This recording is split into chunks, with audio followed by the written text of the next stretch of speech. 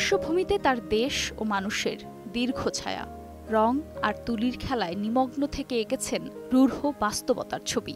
জনমানুষের শিল্পী তিনি, রণবী।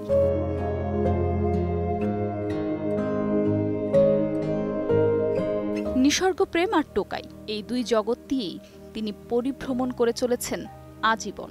বর্ণিল চিত্রকলার মতোই বর্ণাঢ্য তার যাপন। জীবনের যাত্রাপথে অতিক্রম করেছেন ৮২ বছর। এখনও শিল্পসৃজন ও সমকাল নিয়ে ভাবনার ভেতর দিয়ে সমাজ ও স্বদেশকে আলোকিত করে চলেছেন তিনি। স্যার, আপনি তো আপনার সৃষ্টির আনন্দের মধ্যেই ডুবে আছেন। তো এখন তো ঈদের সময়, ঈদ আপনার কাছে কেমন? এই বয়সে ঈদ তো আর ঠিক আগের মতন সেই যে ছোটোবেলার ব্যাপার স্যাপার যেরকম থাকে তা তো নাই। অখণ্ড অবসরে আছি, অতএব ঈদের ছুটি, ঈদের এগুলো তো বোঝার উপায় নেই। তবে ঈদ আসলে চারদিকের যে একটা ঈদকে নিয়ে যে সব হুলস্থুল হয়, সেইটা তো একটা দেখার ব্যাপার।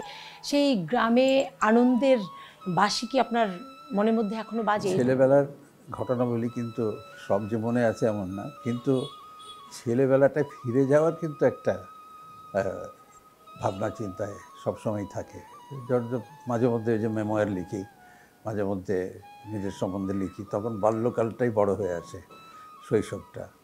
তো শৈশবে যে ঈদ নিয়ে তো মহাকাণ্ড হতো। ওইটা তো ঈদটা যত না বড়দের জন্য আনন্দের, তার চাইতে বেশি আনন্দ কিন্তু এই শিশুদের, কিশোরদের, তাদেরই বেশি হয়। আর আমাদের আমলে আমি এই যে গ্রামে যেতাম, সব সময় যে যাওয়া হতো এমন নয়, কিন্তু মাঝে মধ্যে গ্রামে গিয়ে থাকতাম, এই ২ মাস ৩ মাস এরকম কখনো কখনো। আর ওই সময় ঈদ থাকলে সেটা আবার অন্যরকম, যাওয়াটা অন্যরকম হয়ে যায়। এমনি তো আমার দেশ হলো চাঁপাইনবাবগঞ্জ, এটা হলো আমের দেশ বলে খ্যাতি। তো আমের সময় হলে যেতাম বেশি। আর আগেকালে আমাদের ঈদ প্রায় ওই যে সামারের দিকে, ওই দিকটাই মনে আছে, যখন আম এবং ঈদ ইত্যাদি সব একসাথে হলে তো আমার চাইতে তার ইচ্ছা ছিল বেশি করাটা, যে ওকে আর্ট কলেজে ভর্তি করব। তখন আমি জানতাম না যে ঢাকায় যে আর্ট কলেজ আছে, কিন্তু ছেলেবেলা থেকেই জানি যে এইটারও একটা শিক্ষা দীক্ষার ব্যাপার নিয়ে কিছু ঘটনা আছে। তো আমার বাবার ইচ্ছা ছিল, উনি নিজে আর্টিস্ট হবেন এটা ভেবেছিলেন, কিন্তু আলটিমেটলি উনি তার বাবার হঠাৎ মৃত্যুর কারণে ওই আর আর্ট কলেজে ভর্তি হতে পারেনি। কিন্তু আর্ট কলেজে কিন্তু পরীক্ষা দিয়েছিলেন, ভর্তি পরীক্ষা কলকাতায় পাশ করেছিলেন, এবং সেখানে ভর্তি হবে তখন এই দুর্ঘটনা, সেই জন্য আর তার আর পড়া হয়ে ওঠেনি। স্যার, আপনি আর্ট কলেজে ভর্তি হলেন, জয়নুল আবেদিন স্যারকে পেলেন। সেই সময়টাতে 60-এর দশকে যদি বলি যে আমাদের রাজনৈতিক দিকটা, রাজনীতি উত্তাল, এবং আপনার ছবির সাথে এই রাজনীতির যে একটা মিশেল, এটাকে কিভাবে ঘটালেন আপনি? আর্ট কলেজে ভর্তি হওয়ার পরে মানে ছাত্র স্কুলেতে যখন পড়েছি, তখন শুধু এইটা দেখেছি যে এই ভাষা আন্দোলন নিয়ে নানান উত্তাল একটা অবস্থা ছিল পুরা 50 দশক। 52-তে তো 21শে ফেব্রুয়ারির ঘটনা ঘটলো। তারপরেও এইসবে এই আর্ট কলেজে ভর্তি হওয়ার পরে তারপরে জানতে পারলাম যে সেই 21শে ফেব্রুয়ারির দিনেও শিল্পীদের, মানে আমাদের অগ্রজ শিল্পী ছাত্র যারা ছিলেন, তাদের সম্পৃক্ততা ছিল এই আন্দোলনের সাথে। এবং তারা তখন ছবি এঁকে যার যা কাজ, যারা কবিতা লিখতেন কবি, তারা কবিতা লিখেছেন, যারা গদ্য লিখতেন তারা গদ্যে সেই আন্দোলনের ঘটনা নিয়ে লিখেছেন। এবং সেই সময় কিন্তু অনেক তখনকার তরুণ কবি, শিল্পী, সাহিত্যিক, তারা কিন্তু নিজেদেরকে তৈরি করেছিলেন এইভাবে। পরবর্তী পরে এই যে আমাদের শামসুর রহমান ভাই বলি, অথবা হাসান হাফিজুর রহমান বলি, বা অন্যান্য আরও যারা, সবাই কিন্তু ওইখান থেকে, ইভেন আল মাহমুদও, তারা কিন্তু ওইখান থেকে নিজেদেরকে তৈরি করেছিলেন। আর্ট কলেজে ভর্তি হয়ে সেই সব শিল্পীদেরও কিন্তু আমরা সান্নিধ্য পেয়েছি কারণ আসা যাওয়া করতো। মুর্তজা বশির, কাইয়ুম চৌধুরী, ইমদাদ হোসেন, আব্দুল রাজ্জাক সবাই কিন্তু এর মধ্যে ছিলেন। আর বড়দের মধ্যে তো আবেদিন স্যার এবং কামরুল হাসান স্যার, তারা তো ছিলেনই। কী করছেন তারা? পোস্টার করছেন, তারপরে কার্টুন করছেন, এরকম। তা আমার একটু হাতে কার্টুনের যে ড্রয়িং সেগুলো আসতো, ক্যারিকেচার ড্রয়িং বলে যেগুলোকে, ব্যঙ্গ করার একটা ব্যাপার স্যাপার, এগুলো প্রথম থেকেই বোধহয় সবার একটু নজর ছিল। তো এই মিছিল সাজাবার জন্য যত হতো, মানে সেটা সাংস্কৃতিক হোক আর রাজনৈতিক হোক, সেটার যে পোস্টার টোস্টার আঁকতে হতো সেইগুলো আঁকা হতো বেনামিতে। তো নাম দেওয়া তো কঠিন ব্যাপার ছিল তখন। স্যার, স্বাধীনতার পর আপনি যেহেতু 73 সালে চলে গেলেন বাইরে পড়তে গেলেন, 73 থেকে 76 পর্যন্ত সেখানে যেহেতু বাইরে গিয়েছেন, নানা দেশের মানুষের সাথে, নানা শিল্পীদের সাথে আপনার সংমিশ্রণ ঘটেছে, সেই ক্ষেত্রে আপনার ছবির মধ্যে কোনো পরিবর্তন এসেছিল কিনা, বিশেষ করে আঁকার ক্ষেত্রে? ইউরোপে এমন জায়গায় আমি গেলাম, মানে এটা ভাগ্যে পড়লো যে আমি গ্রিসে গিয়েছিলাম, গ্রিক বৃত্তি নিয়ে, গ্রিক স্কলারশিপে ওইখানে গেলাম। ওইখানে গিয়ে কিন্তু পেন্টিংসে লেখাপড়া করিনি, বা ওই বৃত্তি অনুযায়ী যে এইটা কী বলবো, যে একটা পরীক্ষা নিরীক্ষাধর্মী কাজের মধ্যে যাওয়া, তো সেটা করেছিল ছাপচিত্রে। ছাপচিত্রেরও একটা মাধ্যম হলো উডকাট, কাঠ খোদাই, সেইটাতে কাজ করি, কাঠ ছাপচিত্র, এইটার মধ্যে গেলাম। এবং তখন এই যে তাদের চর্চা, আমাদের চর্চা, আমরা যা শিখেছি, ওইখানে যা দেখছি, সব মিলেমিশে একটা ঘটনা ঘটছে। এখানে সবচেয়ে বড় হলো যে ইউরোপে গেলে ইউরোপের যে চর্চা এবং আদি থেকে নিয়ে ওই পর্যন্ত যা কিছু হচ্ছিল সেইগুলোকে সামনে থেকে দেখা, গ্যালারিতে, মিউজিয়ামে, এবং পুরা ওই সময় প্রায় অর্ধেক ইউরোপ আমি ঘুরে ঘুরে দেখতাম, মানে যেতাম। ওই প্যারিসে চলে গেলাম দেখতে, হ্যাঁ, এই ইটালির বিভিন্ন শহরে চলে গেলাম, মানে রোম, ফ্লোরেন্স, এই মিলান, এইগুলোতে চলে গেলাম, দেখলাম। আবার ইজিপ্টে গেলাম, দেখলাম। এইগুলো কিন্তু আমি মনে করি যে আমার যে শিল্পকলা চর্চা, সেইখানে কোনো না কোনোভাবে আমাকে আলোকিত করেছে। তো সেইখান থেকে শিখে তারপরে নিজে আবার কিছু এক্সপেরিমেন্টস কিছুই করে এই একটা কাঠখোদাইয়ের উপরে কাজের একটা ধরন তৈরি করেছিলাম। সেইটা পরবর্তী যখন আসলাম এখানে এসে, যখন আমার কাজ দেখলো সবাই, এইটা দেখে আমাদের ছাত্রছাত্রীরা এবং অন্যান্য শিল্পীরাও, তারাও কিন্তু তখন কি বলবো, যে ফলো করা নয়, তারা এইগুলো দেখে আবার তারাও কিছু শিখলো বলে আমার ধারণা। কারণ এখন এই উডকাটের উপর প্রচণ্ড ভালো কাজ করছে সব এই ছেলেরা, ছাত্ররা, এখনকার তরুণ ইসেরাও করছে, তাদের যারা সিনিয়র একটু তারাও করছে, বিদেশে পুরস্কার পাচ্ছে। এইসব এখন যে সবাই ভালো কাজ করছে এই মাধ্যমে, সেইটা কিন্তু এই যে উডকাট মাধ্যমে, সেটা আমি সামগ্রিকটা বললাম একটু আগে, কিন্তু উডকাট মাধ্যমে কাজ যে হচ্ছে এই ব্যাপারে কিছুটা তো আমি দাবি করতেই পারি, কিছুটা অবদান দাবি করতে পারি।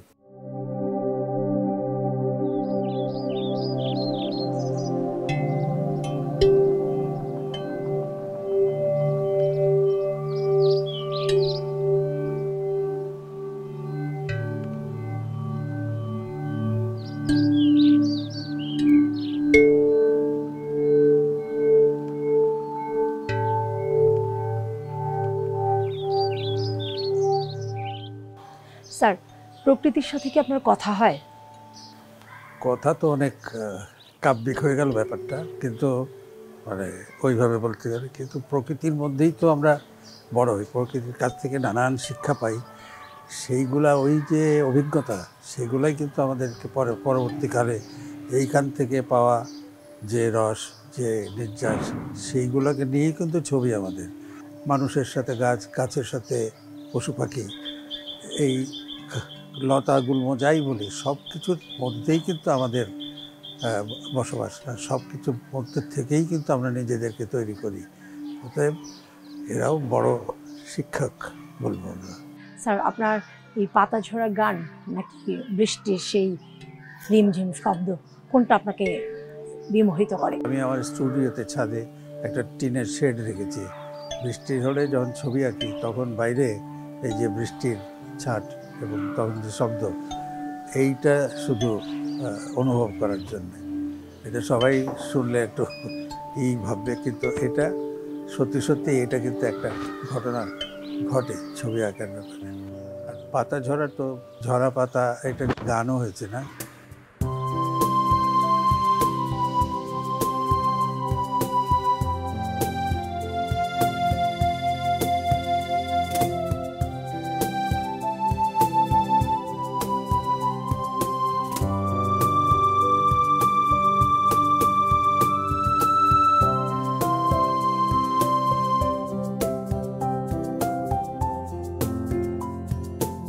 স্যার আপনার ছবিতে ফ্যান্টাসি নাকি বাস্তবতা? ছবির মধ্যে তো কিছু ফ্যান্টাসি থাকে, কিন্তু রিয়ালিটির সাথে ফ্যান্টাসি মিশালে একটা ধরন তৈরি হয়, যেই ধরনটা এক এক শিল্পীর এক এক রকম হবে।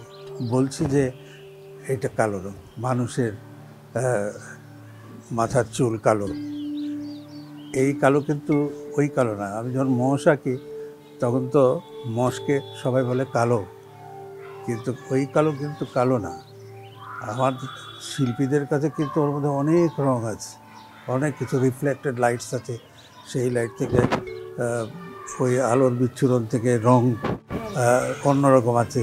ওর মধ্যে আমি নীল দেখি, ওর মধ্যে অনেক কিছু। মানুষের চুল আঁকতেও কিন্তু সব শুধু কালো দিলেই হয় না, তার মধ্যে আরও রং দিতে হয়। এই যে ওই ভাবনাগুলো কিন্তু এক ধরনের ফ্যান্টাসি থেকে আসে। কালো দিলেই তো হয়ে যায়, কিন্তু এমনি সাধারণ মানুষ দেখতে পাবে না, দেখে না, শিল্পীরা দেখে। স্যার আরেকটা বিষয় যে আমাদের আর্ট ফর্ম, এটা কি স্যার আন্তর্জাতিকভাবে ছুঁতে পেরেছে কিনা আপনার কাছে কি মনে হয়? হ্যাঁ, অবশ্যই। এখন তো আমরা বলি যে একটা গ্লোবাল, এই সবারটা সবাই জানি, সবাই চেনে, কোথায় কোন দেশে কে কী করছে না করছে, আমাদেরগুলোও বাইরে সবাই জানে। আমাদের এই যে তরুণ প্রজন্মের যে শিল্পীরা, তারা কিন্তু খুব বেশি করে পরিচিত হচ্ছে, এবং এই যে সদবি বা এইসব জায়গায় শিল্পীদের ছবি যাচ্ছে, নিলামে উঠছে। শিল্পাচার্য জয়নুল আবেদিনের ছবি অনেক অনেক ডলারে বিক্রি হয় এখন। এগুলা তো মানে এই সময়ের একটা ঘটনা, আগে তো ঘটেনি, এখন ঘটছে।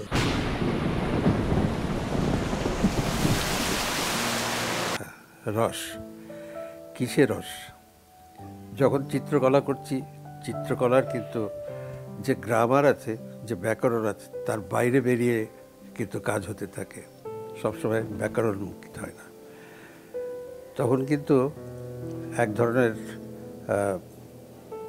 ওই যেটা আঁকছি তার দিকে কিন্তু হয়ে যায়, কনসেন্ট্রেশন থাকে। এই কনসেন্ট্রেশনের সাথে যদি কোনো সঙ্গীত থাকে, সেটা ইনস্ট্রুমেন্টাল হোক, ভোকাল হোক, যেটাই হোক, এইটা কিন্তু এটার একটা অনুরণন আছে, চারদিকে একটা ঘটনা ঘটে, তাই না? এক ধরনের ফিলিং তৈরি হয়। এই সব কিছু মিলে ওইটার রস, চিত্রকলা যেটা করছি তার রস, সব কিছু যাতে একটা মেলবন্ধন হয়। আমার এই যে গান শোনা, গানটা তখনই শুনি যখন শুধু যে ছবি আঁকার সময় শুনি তা নয়, এমনিতেও গান শোনার জন্য সময় বের করে তারপরে গানে বসি। স্যার ছোটবেলায় সিনেমা হলে গিয়ে সিনেমা দেখার হতো কিনা? আমাদের ছোটবেলায় এন্টারটেইনমেন্ট বলতে একমাত্র একটাই মাধ্যম ছিল, সেটা সিনেমা। তাও আবার বাবা মা করলে, পারমিশন দিলে, সম্মতি দিলে তবেই সেগুলো দেখতে যেতে পারতাম। ঢাকায় আমরা ছোটবেলায় দেখেছি, তখন তো অনেকগুলো সিনেমা হল ঢাকায়। অনেক সময় স্কুল পালিয়ে মর্নিং শো দেখতাম। স্বপ্ন দেখতেন স্যার নিজেও হিরো হওয়ার? না, আমার বন্ধুরা দেখতো। ও আচ্ছা। যেমন এটিএম শামসুজ্জামান আমার ছেলেবেলার বন্ধু, প্রবীর মিত্র আমার ছেলেবেলার বন্ধু। স্কুলে যখন পড়তাম তখন ক্লাসমেটরা বলতো এই আমাকে একটা মধুবালা এঁকে দে, আঁকা হাত মনে করতো যে আমি খুব আঁকতে পারি, একটা দিলীপ কুমার আঁক, এরকম ছিল। আর এক সময় তো আমি এই চিত্রালীতে কাজ করতাম ছাত্র জীবনে, তো সেই সময় সব নায়ক নায়িকা আর ইসেদের সবার ওই চিত্রালীতে যাওয়া আসা, সেই সুবাদে আমার সাথে পরিচয় এগুলো ছিল। তা আমি কখনো এই অভিনয়ে যাব এইটা কখনো মনে হয় নাই। তখন তো সুচিত্রা উত্তমাকে রমরমা অবস্থা। স্যার ওই সময়ে প্রিয় নায়িকা দু একজনের নাম বলবেন? ইংরেজি ছবির নায়িকা অড্রে হেপবার্ন, এইটা তিনি আমাদের এখন দেখি আমাদের চাইতে বয়সে অনেক বড় ছিল, কিন্তু সেইটাও আমরা মানে খুব প্রিয় নায়িকা। তখন রোমান হলিডে দেখছি, মাই ফেয়ার লেডি দেখছি, ব্রেকফাস্ট অ্যাট টিফানি, এইসব দেখে সাংঘাতিক ভক্ত। You interested in a big time caper? What? A heist. A heist? Oh, you mean a burglary? এই অড্রে হেপবার্ন যখন ঢাকায় আসলেন, ইউনিসেফের ওই যে প্রতিনিধি হয়ে এসছিলেন, তো ওই সময় আমাকে বলা হলো ইউনিসেফ থেকে যে আমি তখন চারুশিল্পী সংসদের সভাপতি, তা আমাকে বললো যে আপনারা এই চারুকলায় কোনোভাবে আনতে পারবেন, কাউকে চান? কারণ এখানে দুজন আসছেন, একজন ইমরান খান আর একজন অড্রে হেপবার্ন। আমি তাই নাকি? আরে তাহলে আরে খেলাধুলার মানুষকে নিয়ে চারুকলায় আমরা সিনেমার লাইনে যাই, অড্রে হেপবার্নকে নিয়ে আসো।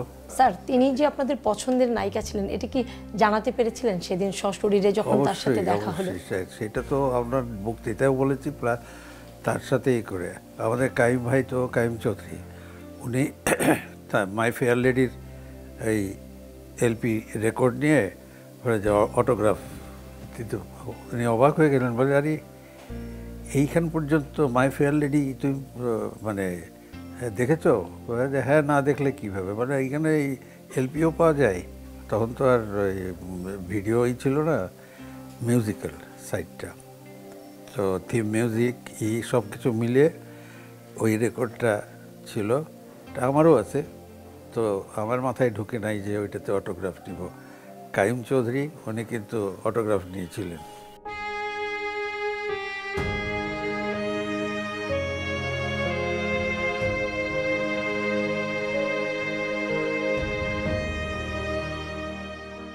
এই ছবি আঁকার পাশাপাশি স্যার আপনি লেখালেখিও শুরু করলেন।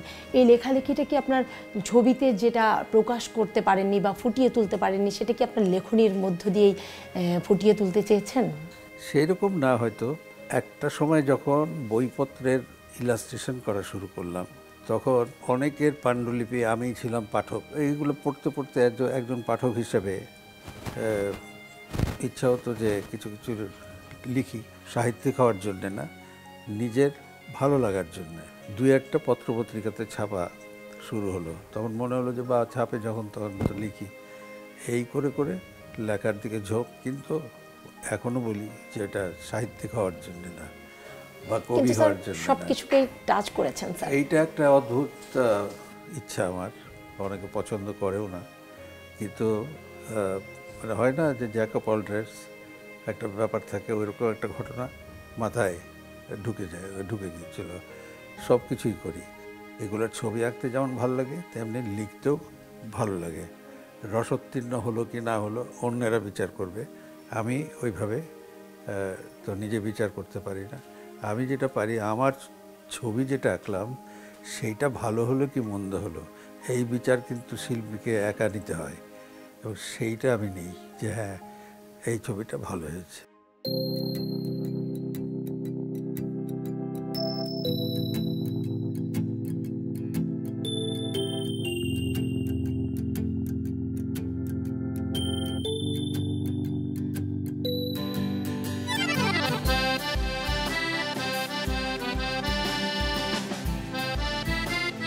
স্যার ছবি আঁকার ক্ষেত্রে রাজনৈতিক প্রজ্ঞা কতটুকু দরকার? আর সব সাধারণ মানুষের যেরকম রাজনীতির ভাবনা থাকে, শিল্পীদেরও যে থাকবে না তা তো নয়, থাকে। সেইটা কিন্তু রাজনীতিবিদরা যেরকম তাদের যে প্রজ্ঞা, ওই প্রজ্ঞা না, শিল্পীদের ভাবনায় এক ধরনের অনুভূতি প্রবণতা থাকে, তো সেইখান থেকে কিন্তু ভাবনাটা থাকে। সচেতনতা, রাজনৈতিক সচেতনতা ইত্যাদি যে বলি না আমরা, তার কিচ্ছুটা অংশত নিশ্চয়ই শিল্পীদেরও থাকে। এই কি ঝাড়ু দিচ্ছ? রাজনীতিতে বলা গত বছরের মিছা কথাগুলো রে। স্যার, আপনার সর্বশ্রেষ্ঠ চিত্র টোকাই সিরিজ, তো এটার একটু গল্পটা যদি বলতেন।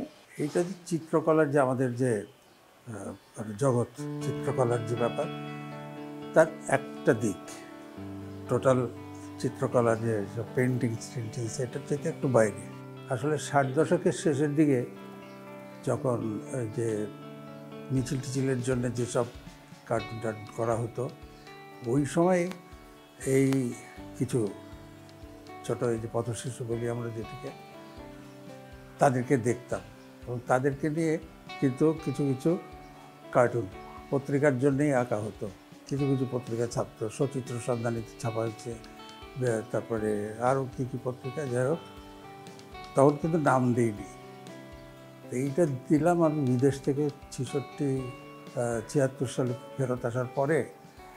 তারপরে এটা নিয়ে আমাদের সম্পাদক শাহাদাত চৌধুরী বলল যে একটা কিছু করা যায় কিনা, দেখো তো কার্টুন ওদের পত্রিকায়, বিচিত্রা পত্রিকা। তখন আমি তো করবো না বলেও ঠিক করেছি, কিন্তু বারবার যখন বলা হলো তখন বললাম যে তাহলে একটা সেমি স্ট্রিপ একটা কার্টুনের দিকে যাই, একটা কোশ্চেন অ্যান্ড অ্যান্সার থাকুক, ওই বাচ্চাদের সাথে কথোপকথন, যেটা আগে আঁকতাম।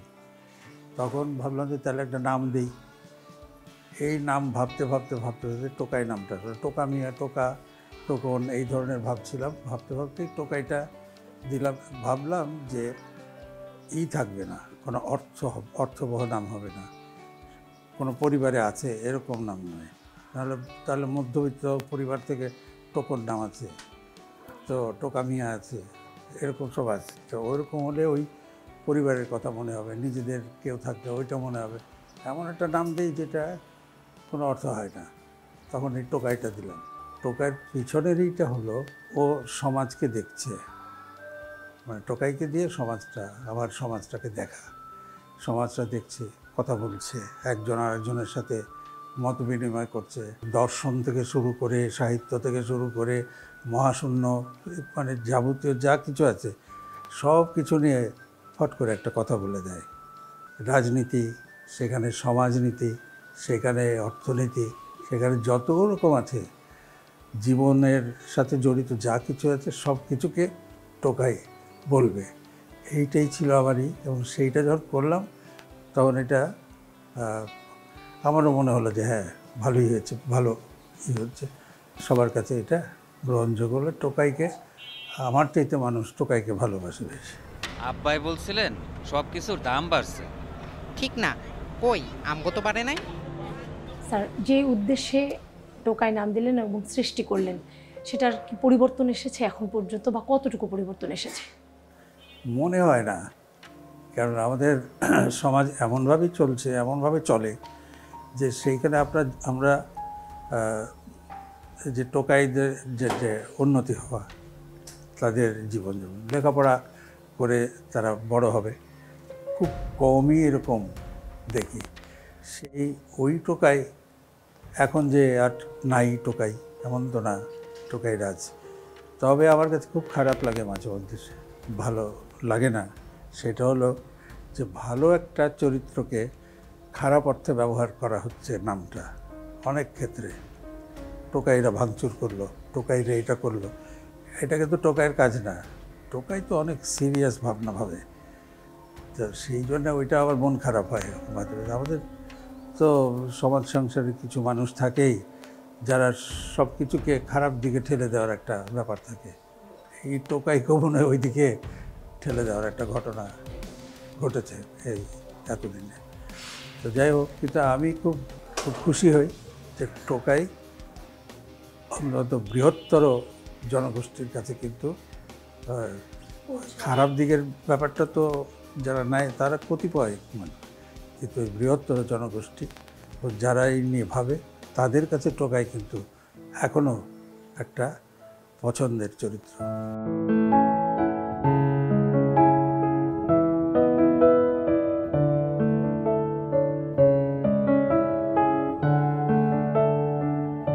স্যার, এই যে 8 দশকের এই জীবন আঁকতে আঁকতে কি কখনো আপনার ক্লান্তি লাগেনি?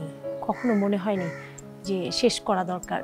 না, এইরকম মনে হলে তো ইউজুয়ালি হয় না, আর্টিস্টদের এটা হয় না, কারণ একটা ওইটার মধ্যেই তো সব কিছু, তো একটার থেকে আরেকটা, আরেকটার থেকে আরেকটা, এই যে আমাদের যে জার্নি, এই জার্নির আসলে শেষ নেই।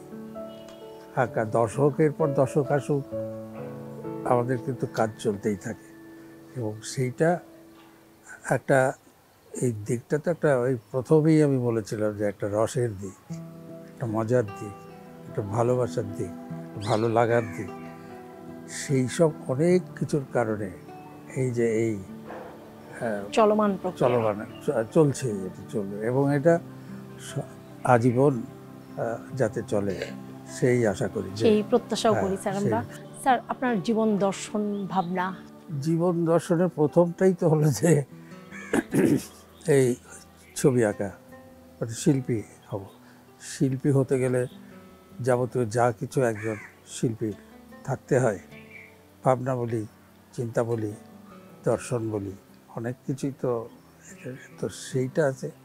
আমার জীবনের এমন নয় যে খুব বড় শিল্পী হতে হবে, এই দর্শন ছিল না, কিন্তু এইটা বললেও হয় না, আশা করলেও যে হবে তাও না। আবার মানে সব কিছুই ঠিকঠাকই চললো, কিন্তু তারপরেও হয়ে নাও উঠতে পারে। আমি সেই জন্য যাতে একটা বড় শিল্পী হতে পারি, এই কী বলে প্রতিষ্ঠিত একজন শিল্পী হিসেবে নাম থাকতে পারে, এইটা কিন্তু কোনো সময় ভাবি নাই। নিজের কাজটুকু নিজে করে গেছি, একটার পর একটা কাজ করেছি, এক এক সময় এক এক মাধ্যমে কাজ করেছি। এই যে এর মধ্যে দিয়ে এই ভ্রমণ এতদিনের, এই যে 8টা দশক 9টা দশক যা বলা হলো, এর ভূতটা দিয়ে আসা, তো অতএব সেইটাই হলো কী বলবো, যে আসল কাজ করাটাই। ওই দর্শন ছিল না, কিন্তু যেইটুকু অর্জিত হয়েছে, যা অর্জন করেছি, মনে হয় মাঝে মধ্যে ভাবি যে এইটাই কম কথা নয়। তো আরও কিছুদিন কাজ যাতে করতে পারি, সেটা থাকতে হবে। দর্শন ওই রকম না, শিল্পী হওয়া ভেবেছিলাম, শিল্পী হয়েছি। এখন শিল্পকলার মধ্যে থেকে যা কিছু করণীয়, সেইটা যতটুকু পেরেছি করেছি। এরপরে আরও যেটুক সময় আছে, তার মধ্যে আরও হয়তো কিছু আসবে। স্যার, আরেকটা ছোট্ট একটা বিষয় জানতে চাই স্যার, যে আপনার কাছে মৃত্যু নাকি রূপান্তর, কোনটা মনে করেন? না, এটা তো কঠিন একটা কথা। একটা হলো কি, যে এই বয়সে স্বাভাবিকভাবেই মানুষ এই বয়সে আসলে কিন্তু তাদের মাঝে মৃত্যু চিন্তা হয়, কিন্তু এই চিন্তা অহরহ করতে থাকলে এই যে পৃথিবীর দিন দুনিয়ার যত কাজ আছে, সেইগুলা কিন্তু আর হবে না। মানে যেমন আমার কাজ হলো, যেমন এই শিল্পকলার মধ্যে থাকে, শিল্পকলা নিয়ে থাকা, শিল্পকলা চর্চা করা, এইটা তো হয়ে যাবে। তো মানুষ মাত্রই একটা এক জায়গায় গিয়ে জ্যোতি টানবে, একখানে গিয়ে বন্ধ হবে, তাই তো চলে যাবে। কিন্তু এই বলা হয়ে থাকে না যে শিল্পীদের কাজ চিরদিন টিকে থাকে, সেইটা দিয়ে শিল্পীরা বেঁচে থাকে। তেমন যদি হয় তাহলে তো ভালো, তার মধ্যে থেকে বেঁচে রইলাম। আমি হয়তো থাকবো না, কিন্তু কাজটা থাকলো, সেই কাজটা যদি সবার ভালোবাসার বস্তু হতে পারে, তাহলে তো ওইটা আমার জন্যে ভালোই রেখে গেলাম, এটা মনে হবে। স্যার, ঈদের শুভেচ্ছা রইল আপনার জন্য। আমরা আপনার জন্য সুস্থতা কামনা করি, আপনার আরও দীর্ঘ থেকে দীর্ঘতর জীবন হোক এই প্রত্যাশা করি। দোয়া রইল আপনার জন্য। সবাইকে ধন্যবাদ।